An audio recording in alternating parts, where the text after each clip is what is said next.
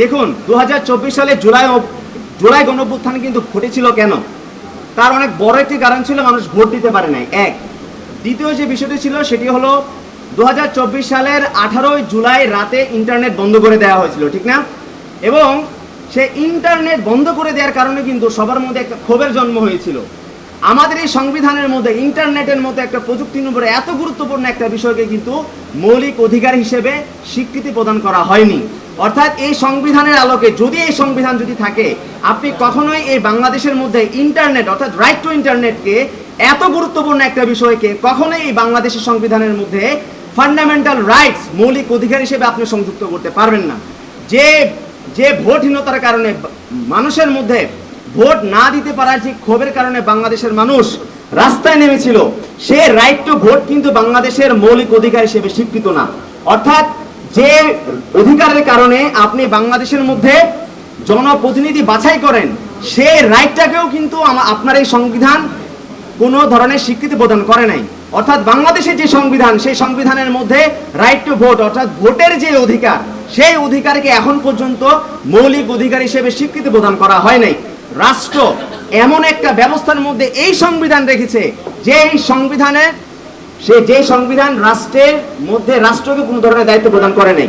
রাষ্ট্র শুধুমাত্র কি করবে, যে অধিকারগুলো প্রণয়ন করতে, যে অধিকারগুলো বাস্তবায়ন করতে কোনো ধরনের টাকা পয়সার প্রয়োজন হয় না, সেগুলোকেই রাষ্ট্র সেই অধিকারগুলোর দায়িত্ব একমাত্র রাষ্ট্র নিয়েছে। কিন্তু যেই অধিকারগুলো সবচেয়ে সংবেদনশীল এবং সবচেয়ে গুরুত্বপূর্ণ, সেই অধিকারগুলোকে কিন্তু রাষ্ট্র কোনো ধরনের দায়িত্ব গ্রহণ করে নাই। এবং এই সংবিধানের আলোকে এই সংবিধান রাষ্ট্রকে সেই দায়িত্ব প্রদান করে নাই। অর্থাৎ আমরা চাই এমন এক সংবিধান, যে সংবিধানের মাধ্যমে আমাদের ভোটের যে অধিকার সেটিকে মৌলিক অধিকার হিসেবে থাকবে এবং রাইট টু ইন্টারনেট যেটা আছে সেটা অবশ্যই মৌলিক অধিকার হিসেবে থাকবে।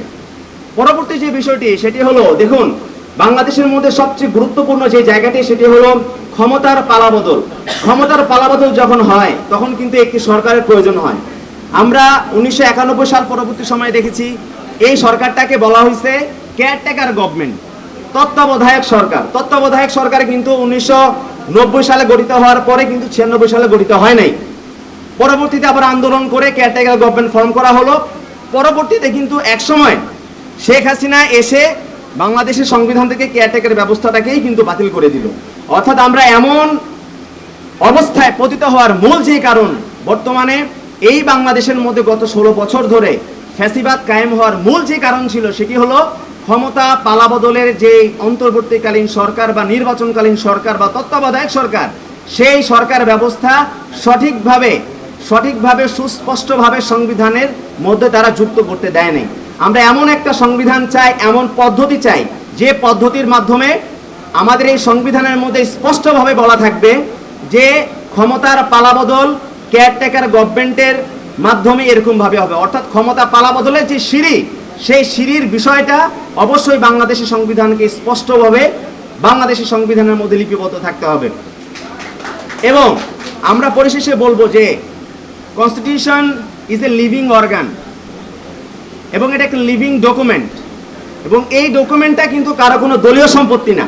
আওয়ামী লীগ সবসময় মনে করে যে আমরা এই সংবিধান বানাইছি, গণপরিষদের মধ্যে যারা ছিল তারা আমরা বাপ দাদারা, এবং এটা আমাদের একটা পৈতৃক সম্পত্তি, এবং এটা আমাদের যে দল আছে আওয়ামী লীগ, আমাদের যে পার্টি আছে সেই পার্টির একটা গঠনতন্ত্র কিন্তু তারা মনে করে। অর্থাৎ আওয়ামী লীগ সবসময় মনে করে যে বর্তমানের বাংলাদেশের যে সংবিধান, এক্সিস্টিং যে কনস্টিটিউশন, সেই এক্সিস্টিং কনস্টিটিউশন হচ্ছে আওয়ামী লীগের দলীয় গঠনতন্ত্র।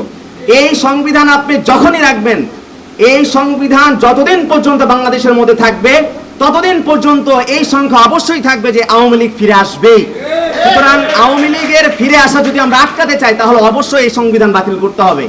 এবং আমাদের মূল যে দাবি, বর্তমানে এনসিপি যে দাবি নিয়ে বর্তমানে রাজপথে সক্রিয় ভূমিকা অবতীর্ণ হয়েছে, যে অবশ্যই বাংলাদেশের মধ্যে যদি আমরা নতুন ব্যবস্থা কায়েম করতে চাই, ফ্যাসিবাদের শেকড় আমাদেরকে উপড়ে ফেলতে হবে, আওয়ামী লীগের শেকড় আমাদেরকে উপড়ে ফেলতে হবে, এবং অবশ্যই বাংলাদেশের মধ্যে গণপরিষদ নির্বাচন অবশ্যই দিতে হবে।